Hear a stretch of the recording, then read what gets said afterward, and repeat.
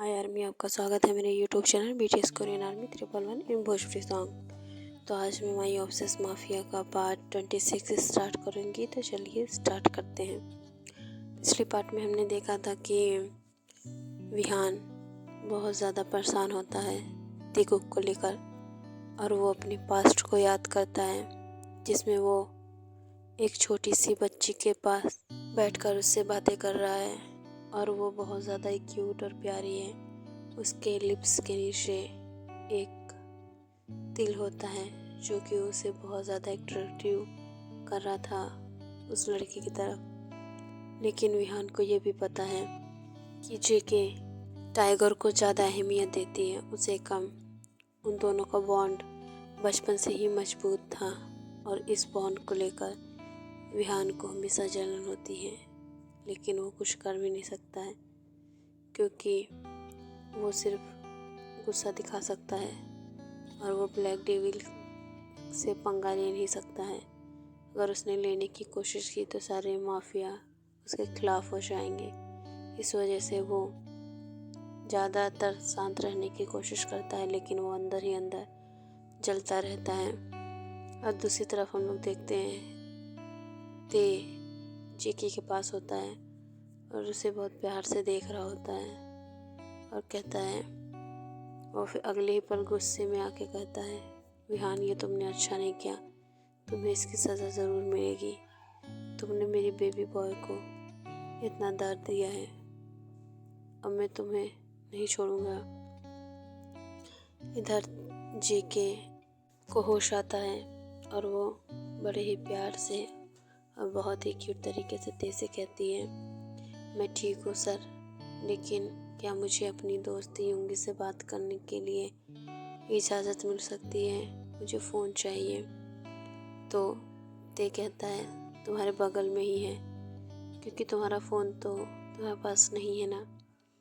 जेके कहती है, हाँ, वो जब मेरे ऊपर हमला हुआ था तभी मेरा फ़ोन कहीं गिर गया था, लेकिन ये इतना ज़्यादा महंगा है, मैं इसे नहीं ले सकती हूँ। तब ते कहता है, तुम किसी और की नहीं बल्कि किम तेहोन की गर्लफ्रेंड हो, तो तुम्हें तो इतना महंगा तोहफा लेना ही चाहिए, और आदत डाल लो महंगी चीज़ों की, समझ गई। अब जेके उससे बहस नहीं करना चाहती है, और वो तुरंत ही उस फ़ोन को खोलती है और देखती है कि उसमें सबके नंबर होते हैं सिवाय राहुल के। अब जेके शॉक होती है और अपने मन में कहती है, ये जल कुकड़ा कभी नहीं सुधरेगा, इसे हमेशा ही मेरे दोस्त से जलन होती है, इसे की जेलसी कभी ख़त्म नहीं होने वाली, ये मुझे हमेशा ही परेशान करता है। अब मैं इसका क्या करूं? मैं इसको ना ही दूर जाने दे सकती हूँ, ना ही इसे पास रख सकती हूँ, और ना ही ये मुझसे दूर जाएगा, तो मैं इसे कैसे भेजूँ खुद से दूर। अब उसके दिमाग में एक इविल थॉट्स आने लगते हैं, और वो सोचती है, कल सुबह होते ही इस पर मैं अमल करूँगी। अब वो सोचती है कि ते को शॉपिंग करके परेशान करेगी, क्योंकि उसे युंगी ने बताया था। अब जेके ते से कहती है कि अब मुझे सोना है, आप जाइए। अब ते कहता है, नहीं, मुझे तुम्हारे साथ ही सोना है। अब उसे ज़बरदस्ती हक करके सो जाता है ते, और उसे जल्दी ही नींद आ जाती है। इधर जेके बहुत ज़्यादा ही अनकम्फर्टेबल फील करती है, लेकिन उसे सोना ही पड़ता है। जल्दी दोनों सो जाते हैं। नेक्स्ट डे मॉर्निंग में ते जेके से कहता है कि चलो तुम्हें मैं शॉपिंग करा दूँ। अब जेके बहुत ज़्यादा ही परेशान हो जाती है, क्योंकि उसने सोचा था परेशान करने के लिए, लेकिन ते उसे सामने से ऑफ़र करता है। तो जेके कहती है, नहीं, मुझे इसकी ज़रूरत नहीं है। तभी उसके मन में ख्याल आता है, इसे तो मैं ही परेशान करना चाहती हूँ ना, तो क्यों ना इसके सारे पैसे ख़त्म कर दूँ, क्योंकि ये तो बिजनेसमैन है, तो जाहिर सी बात है इसके पास उतने पैसे तो होंगे नहीं, सारे पैसे ही ख़त्म कर देती हूँ, उसे परेशान कर देती हूँ। ये सोचकर जेके स्माइल करती है और कहती है, ओके सर, मैं भी लिस्ट बना लेती हूँ। ते भी कहता है, जल्दी से लिस्ट बना लो और तुम्हें जो जो सामान चाहिए वो ज़रूर से ज़रूर ले लो। अब वो लिस्ट बनाने लगती है, बहुत बड़ी लिस्ट बनाती है और वो तैयार हो जाती है जाने के लिए। इधर जेके बहुत ज़्यादा ही एक्साइटेड होती है। अगले ही पल उसे कुछ और ही ख्याल होता है। इधर जेके को बुलाने आता है और कहता है चलो लंच कर लेते हैं, और वो उसके साथ लंच करने चली जाती है और ते उसे अपने हाथों से लंच कराना चाहता है। इस वजह से जब जेके पहला निवाला लेती है तो ते उसे खींचकर अपनी गोद में बैठा लेता है और बहुत ही प्यार से नाश्ता कराना चाहता है। लेकिन हमारी जेके बहुत ज़्यादा ही नॉटी है तो वो नहीं मानती है, कहती है आप छोड़िए मैं खा लूँगी। अब ते बहुत ज़्यादा ही गुस्से में आता है, उसे फिर से किस करने लगता है और अपने मुंह में एक निवाला लेकर उसे किस के थ्रू उसे खिलाने लगता है। अब जेके हाथ शौक हो जाती है, वो कहती है ये आप क्या कर रहे हैं, आपने फिर से मुझे किस किया और वो भी बिना मुझसे पूछे। अब ते कहता है तुम मेरी कोई बात नहीं मानोगी तो मैं जाहिर सी बात हो तुम्हें किस करूँगा। अब जेके यहाँ पे गुस्से में आ जाती है। अत्ते कहता है चलो शॉपिंग करने, उसे लेके जाने लगता है। तभी जेके जा रही होती है और अचानक उसके दिमाग में आता है कि क्यों ना इस हॉल को ही डिस्ट्रॉय कर दिया जाए जहाँ ये रोज़ मुझे टॉर्चर करके लंच कराता है। अब उसके दिमाग में ये थॉट आते ही तुरंत ही देखती है कि आसपास एक गमला रखा होता है जो कि बहुत ज़्यादा एक्सपेंसिव होता है। वो अचानक ही उस पर हाथ लगाती है और वो गिर जाता है और जेके कहती है सॉरी गलती से गिर गया। तो ते कहता है मेरी जान से कभी गलती नहीं हो सकती है। तब ते की बात सुनकर जेके और ज़्यादा गुस्से में आती है कि इस टेबल को मैं छोड़ना चाहती हूँ, इसे पीछे छुड़ाना चाहती हूँ, लेकिन ये तो मेरी कोई सुनता ही नहीं। तब वो कहती है अच्छा तो मुझसे कोई गलती नहीं हो सकती है, तो आसपास के रखे हुए और बाकी गमलों को तोड़ने लगती है। अब ते कुछ नहीं बोलता है, बिना किसी भाव के खड़ा होकर ये तमाशा देख रहा था। तभी जेके और बहुत सी चीज़ें तोड़ने लगती है और डाइनिंग टेबल पर चढ़कर मटकते हुए डांस करते हुए सारे सामान को डिस्ट्रॉय कर रही होती है और बहुत ही नज़ाकत के साथ सारे सामानों को तोड़कर हॉल का पूरा नक्शा चेंज कर देती है। अब ते कहता है तो ये बात है जान, तो तुम्हें यहाँ पर ये चीज़ें नहीं अच्छी लग रही हैं, इस वजह से तुम इन्हें तोड़ रही हो। अब वो अपने पॉकेट से गन निकालता है, बहुत ही प्यार से जेके का हाथ पकड़कर उस गन पर रखता है और कहता है शूट दिस फ्लावर पॉट। जेके सुनती है तो बहुत ज़्यादा शॉक हो जाती है और ते गोली चला देता है और सामने कीमती सा फ्लावर पॉट चकनाचूर हो चुका था।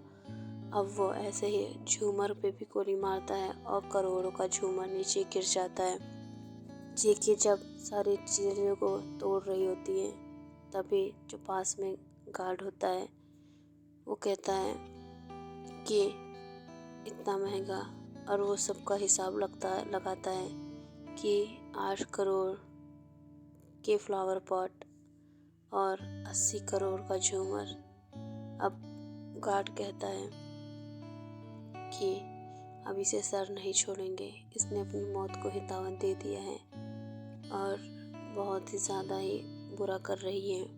अचानक ही जब गार्ड देखता है कि ते उसके पास जा रहा है तो वो डर जाता है। वो मन कामना करता है कि जेके को कुछ ना हो, लेकिन जब वो देखता है कि ते उसका साथ देने लगता है और वो भी डिस्ट्रॉय करने लगता है तो वो कुछ नहीं बोलता है, वो अपना सर नीचे कर लेता है क्योंकि ये उसी का सामान है, वो चाहे से डिस्ट्रॉय करे चाहे जो करे।